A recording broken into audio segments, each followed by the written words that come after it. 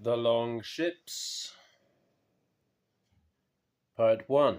The Long Voyage. Chapter 10. How Orm lost his necklace. The fight for the necklace was busily discussed throughout the palace, in the hall, the kitchens, and the women's chambers. All those who had witnessed it were careful to store away in their memories everything that had been said and done, so as to have a good story to tell other men in the years to come.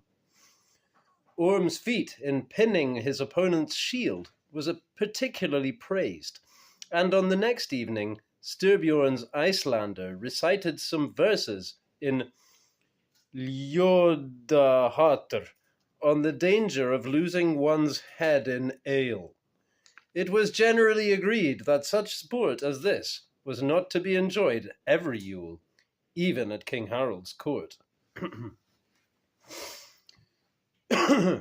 Orm and Toke, however, were confined to bed on account of their wounds, and could take little pleasure in anything during the next few days, though Brother Willibald used his most soothing salves upon their injured places. Toke's wound began to fester, making him delirious and violent, so that 4 men were needed to hold him down, while Brother Willibald dressed it. And Orm, who had had 2 of his ribs broken and had lost a quantity of blood, was feeling very sore and enfeebled, and lacked his usual appetite. This last he took to be an evil symptom, and one that boded ill for his recovery, and he became very downhearted. King Harold had ordered one of his best bedchambers to be prepared for them, with a walled fireplace to warm it, and hay instead of straw in the mattresses. Many of the king's men, and Styrbjorn's also, came to see them on the day after the combat, to discuss the previous evening's happenings and chuckle over King Sven's discomfiture. They made the room very crowded and noisy, and Brother Willibald had to rebuke them and finally drive them out, so that Orm and Toke were not sure whether it was more dispiriting to have company or to be left to their solitude. Shortly after this, they lost the comradeship of their own men, who were all anxious to return home now that the Christmas feasting was all over. All, that is, save One-Eyed Rap, who was an outlaw in the Lister country, and so preferred to remain at Yellinge. After a few days, a storm having blown up and dispersed the ice, King Sven put sullenly out to sea with a few words of farewell. Styrbjorn too took his leave of King Harold, being anxious to lose no time in recruiting men for his spring expedition, and Orm's men obtained permission to sail part of the way with them, paying for their passage by taking their turn at the oars.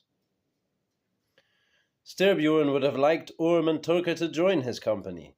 He came in person to visit them in their chamber, and said that they had made a good contribution to the Yule festivities, and that it would be a pity if they were now to spend a week in bed for the sake of a few scratches.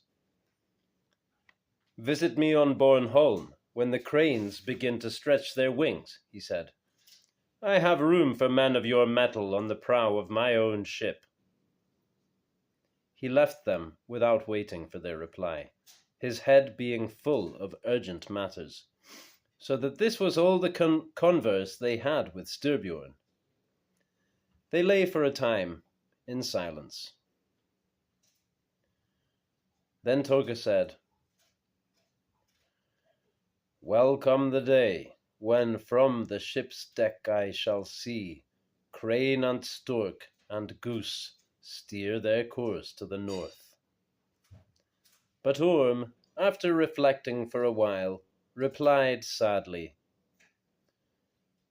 "Speak not of cranes ere then. They will have buried me, where mole and curious mouse coldly shall brush my mouth." I shall repeat, because I messed it up. "Speak not of cranes ere then. They will have buried me, where mole and curious mouse coldly shall brush my mouth. He's going to die. When most of the guests had departed, and there was less confusion in the kitchens, Brother Willibald ordered meat broth to be prepared for both the wounded Vikings twice a day, to fortify them. Several of the king's women thereupon volunteered to carry it from the kitchens to the bedchamber, being curious to see the men at close quarters. This they were able to do without hindrance, for now that the feasting was concluded, King Harold had taken to his bed, and both Brother Willibald and Brother Matthias, to say nothing of the bishop, were fully occupied in praying over him and giving him purges to cleanse his blood and his bowels.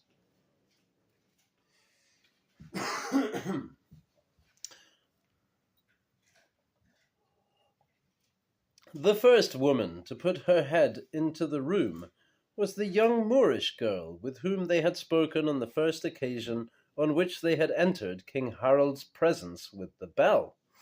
Toke gave a shout of delight on recognizing her, and straightway bade her approach nearer.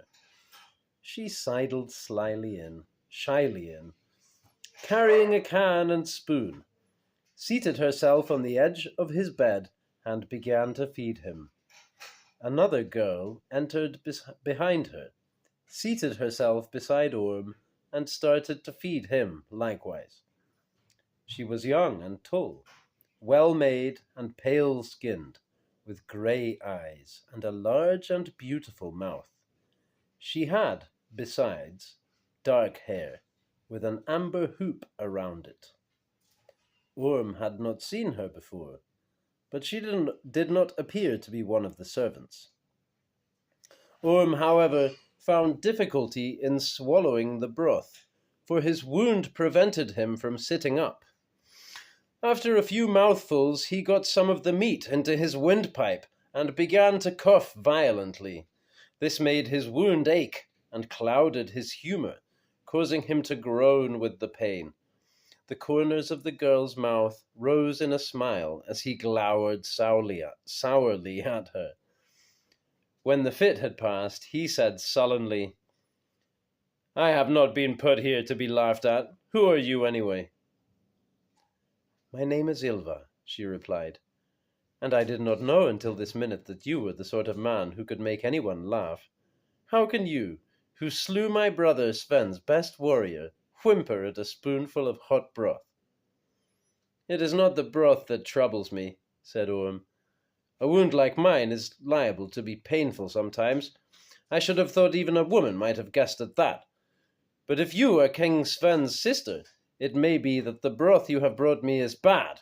Indeed, now I think of it, it has an unpleasant flavour. Have you come to avenge the injury I did to your brother?" The girl sprang to her feet and flung the can and spoon into the fireplace, so that the broth spattered all over the room. Her eyes blazed fiercely at Orm. Then suddenly she calmed herself and laughed, and sat down again on the edge of the bed. "You are not afraid to show when you are afraid," she said. "That much, at least, must be said in your favour. Though which of us is behaving the more sensibly is a question to which two answers might be given. But I saw you fight Sigtryg, and it was a good combat, and be sure of this, that I regard no man as my enemy, merely because he has injured my brother Sven. It was high time somebody taught this Sigtryg a lesson. His breath stank loathsomely, and there was talk between him and Sven of his having me to wife. Had this happened, he would not have enjoyed many nights of wedlock, for I am not to be pleasured by any chance berserk whose fancy I might happen to tickle. So at least I owe you some thanks for saving me from that extremity." "You are an impudent and brazen wench," said Orm, "and I doubt not a wildcat to boot. But it is always thus with the daughters of kings. I cannot deny, however, that you seem to be too good for such a man as this Sigtryg was. But I myself have come out of this contest sorely scathed. and I do not know what the end of it will be for me." Ylva squeezed the tip of her tongue between her teeth, and nodded, and looked thoughtful. "There may be others besides you and Sigtryg and Sven who have sustained loss and injury through this contest," she said. "I have heard about this necklace of yours, which Sigtryg coveted. They say you got it from a southern king, and that it is the finest jewel that was ever seen. I desire to see it, and you need not fear that I shall try to steal it from you, though if Sigtryg had killed you, it might have come to become my own." "It is an unlucky thing to possess an object that all men desire to finger," said Orm sadly.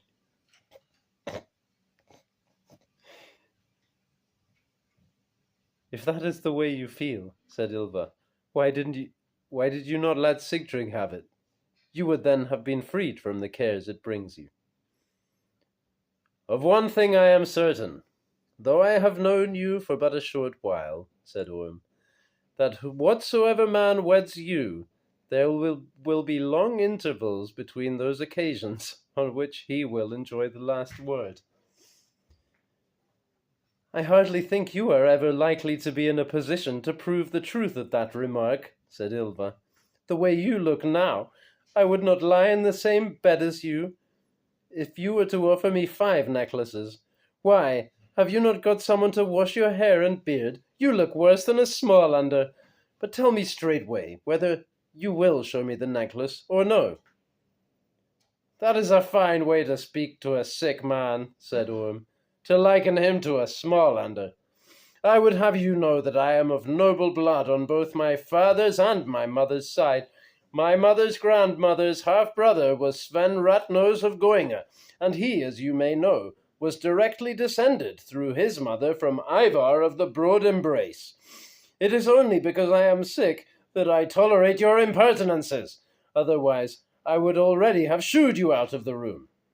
I will confess, however, that I should like to be washed, though I am not really well enough to be touched. And if you are willing to do me that service, I shall have the chance to see whether you can be more skillful at some things than you are at serving soup, though it may be that the daughters of kings are not competent to perform such useful duties." "You are proposing that I act as your slave girl," said Ylva, "which no man has dared to suggest to me before. It is lucky for you that the blood of Broadhug runs in your veins, but I confess it would amuse me to see how you look after you have been washed. So I shall come early tomorrow morning, and you will then see that I can perform such tasks as well as anybody." "I must be combed too," said Orm. "Then, when you have done all this, to my satisfaction, I may, perhaps, show you the necklace." Meanwhile, things were becoming somewhat noisy in Toka's half of the room. The broth and the sight of a woman had considerably raised his spirits. He had managed to pull himself up into a sitting position, and they were endeavoring to converse in her language. This he was able to do but lamely, but he was all the more nimble in the use of his hands, with which he was trying to draw her closer to him. She defended herself against his advances, striking him on the knuckles with her spoon, but made no great effort to move out of distance and seemed not altogether displeased, while Toka praised her beauty as well as he was able and cursed his game leg that kept him sedentary. Orm and Ylva turned to watch them as their sport became noisier. Ylva smiled at their antics, but Orm shouted crossly to Toka to behave himself and leave the girl alone. "What do you suppose King Harold will have to say," he said, "if he hears that you have been fondling one of his women above her knees?" "Perhaps he will remark, as you did," said Ylva. "Oh man, I did the wrong voice. Perhaps he will remark, as you did," said Ylva, "that it is an unlucky thing to own something that all men wish to finger." but he will hear nothing about it from my lips, for he has more than enough women for a man of his years, and she, unhappy girl, finds little joy among us here, and weeps often and is hard to comfort, since she understands little of what we have to say. So do not let it worry you that she sports with a man whose compliments she can understand, and who seems, besides, to be a bold fellow. Orm, however, insisted that Toka must control his inclinations while they were enjoying King Harald's hospitality. Toka, in the meantime, had become somewhat calmer, and was now only holding the girl by one of her plaits. He assured Orm that there was no cause for alarm. For nobody can accuse me of anything, he said, while my leg is in its present state. Besides which, you heard with your own ears the little priest say that King Harald expressly ordered everything possible to be done to make us comfortable, because of the snub we served King Sven. Now, as everybody knows, I am a man to whose comfort women are an essential factor, and this woman seems to be an admirable specimen of her kind. I cannot think of anything that would be more likely to hasten my recovery. Indeed, I am beginning to feel better already. I have told her to come here as often as she can, for my health's sake, and I do not think she is afraid of me, though I have been flirting somewhat boldly with her. Orm grunted doubtfully, but the end of it was that both the women agreed to come the next morning and wash their heads and beards. Then Brother Willibald arrived in a flurry to dress their wounds, and when he saw the spilt broth, he shrieked with fury and drove the women from the room. Not even Ylva dared to gainsay him, for everyone was afraid of the man who wielded power over their life and health. When Orm and Toka were left alone, they lay on their beds in silence, having much to occupy their thoughts. At length Toka said, "Our luck has turned good again. Now that women have managed to find their way to us, things are beginning to look more cheerful." But Orm said, "We shall have bad luck on our hands if you cannot curb your itches, and I should be easier in my mind if I were sure that you could."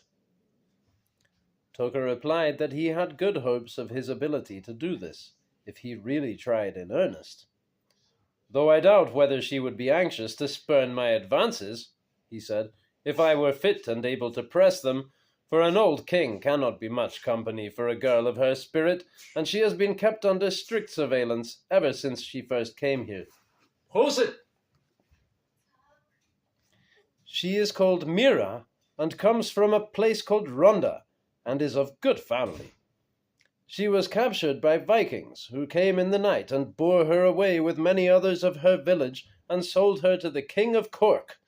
He in turn gave her to King Harald as a friendship gift, because of her great beauty.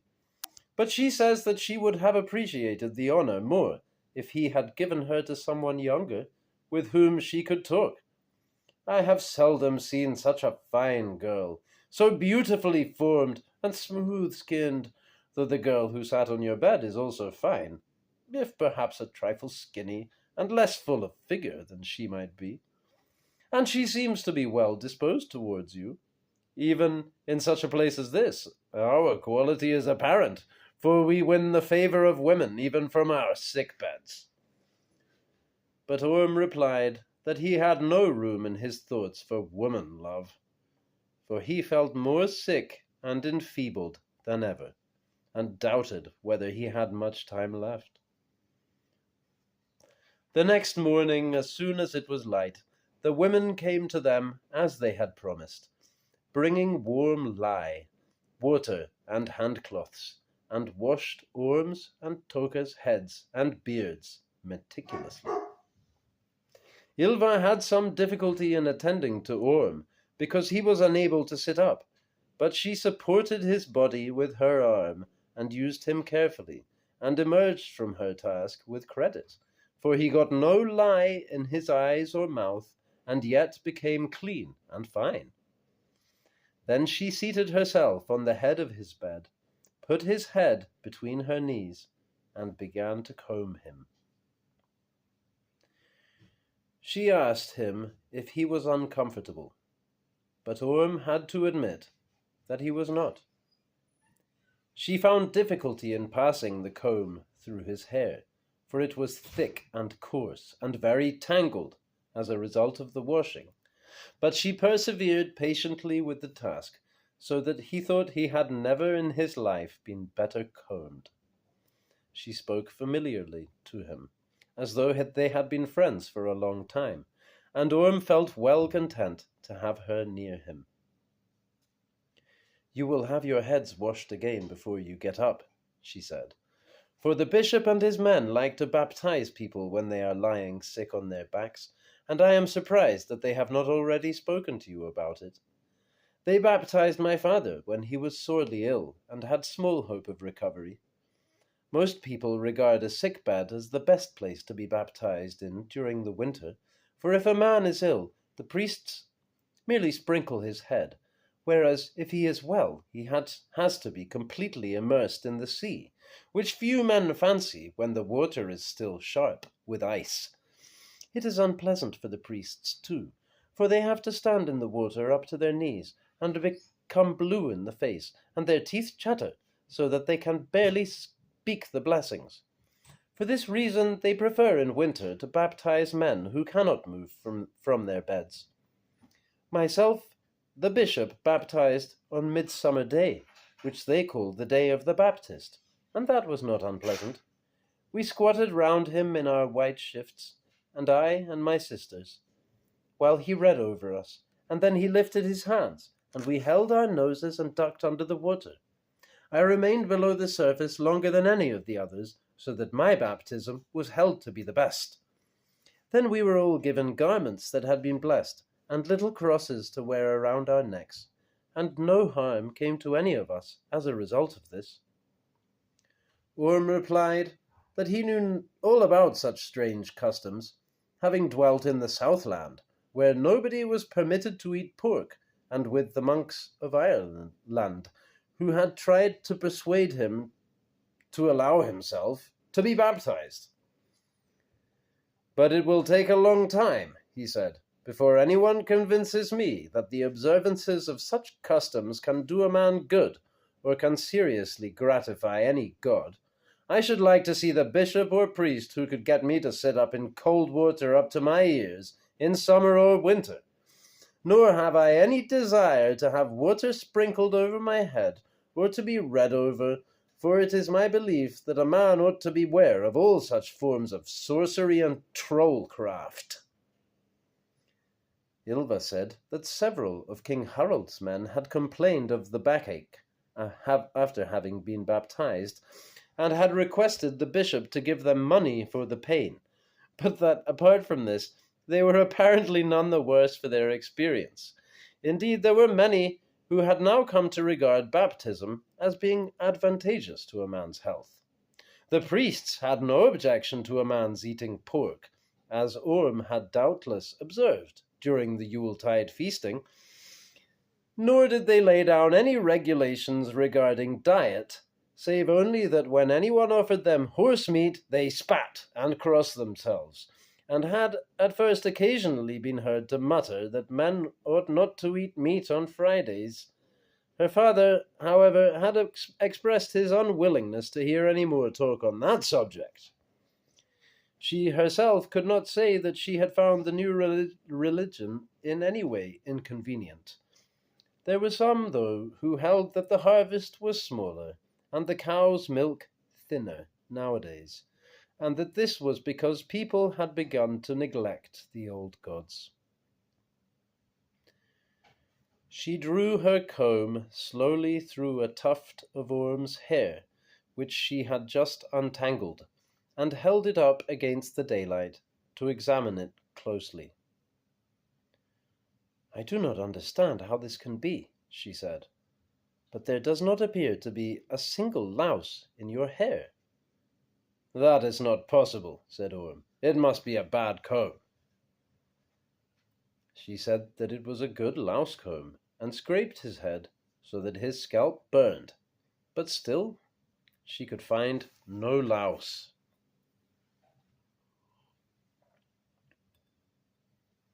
If what you say is true, then I am sick indeed, said Orm, and things are even worse than I had feared. This can only mean that my blood is poisoned. Ylva ventured the opinion that things might perhaps not be quite so bad as he feared, but Orm was much depressed by her discovery. He lay in silence while she finished her combing, acknowledging her further remarks with dispirited grunts. Meanwhile, however, Toka and Mira had all the more to say to each other, and appeared to be finding each other more and more congenial. At last, Orm's hair and beard were combed ready, and Ylva regarded the results of her work with satisfaction. Now you look less like a scarecrow, she said, and more like a chieftain. Few women would run from the sight of you now, and you can thank me for that. She picked up his shield, rubbed it with her sleeve in the part where it was least scarred, and held it in front of his face. Orm regarded himself in it, and nodded. You have combed me well, he admitted. Better than I thought a king's daughter could. It may be that you are somewhat above the run of them. You have earned a glimpse of my necklace. So saying, he loosened the neck of his shirt, drew forth the chain, and handed it to her. Ylva uttered a little cry as her hands closed on it. She weighed it in her fingers and admired its beauty, and Mira left Toka and ran to look at it, and she too murmured aloud with wonder. Orm said to Ylva, "Hang it round your neck." And she did as he bade her.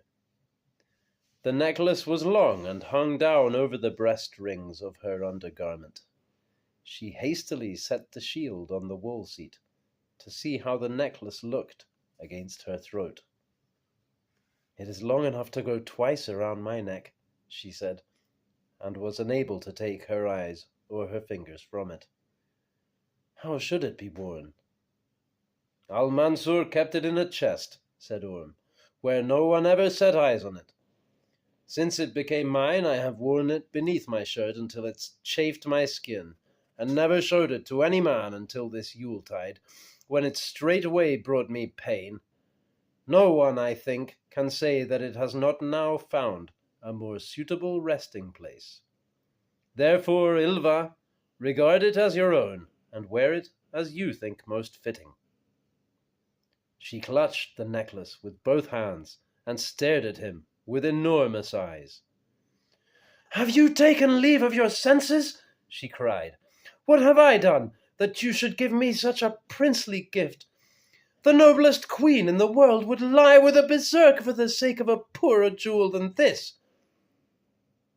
"You have combed me well," replied Orm, and he smiled at her. "We who are of Broadhog's line give good friendship gifts, or none at all." Mira, too, wished to try on the necklace, but Toka commanded her to return to him, and not to tease her mind with trinkets, and he had already won such power over her that she obeyed him meekly. Ylva said, "Perhaps I would do best to hide it beneath my clothing, for my sisters and all the women in the palace would claw out my eyes to get it for themselves. But why have you given it to me is beyond my understanding, however much of Broadhog's blood may run in your veins." Orm sighed and answered, "What shall it profit me when the grass grows over my limbs? I know now that I shall surely die, for you have found that not even a louse will live on my body, though indeed I have guessed as much already. Perhaps it might have become yours, even if I had not been marked for death, though then I should have required something of you in return for it." You seem to me to be well worthy of such a jewel, and it is my guess that you will prove fully able to defend it if anyone should challenge you to a contest of nails. But for my part, I would rather live and see it glitter between your breasts.